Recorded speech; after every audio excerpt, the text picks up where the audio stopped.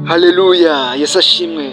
Nge uri kuri mikoro nitwa Iraguha Jean, ndabashubuje mu izina rya Yesu Kristo murana Imana. Tugiye gusoma ijambo ry'Imana dusanga mu gitabo cy'umuhanuzi Yesaya, ibice byaho 9, umurongo waho wa 5 tugeze ku murongo waho wa 6. Reka dusome mu izina rya Yesu Kristo.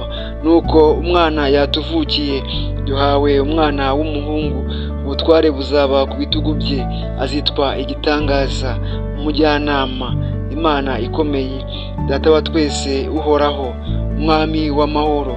Gutegeka kwe n'amahoro bizagwira ku ntebe ya Dawidi n'ubwami bwe bitagira iherezo, kugira ngo bibukomeze, bibushyigikize guca imanza zitabera no gukiranuka uhereye none ukageza iteka ryose.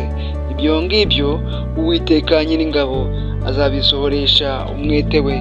Mwakire neza ijambo ry'Imana.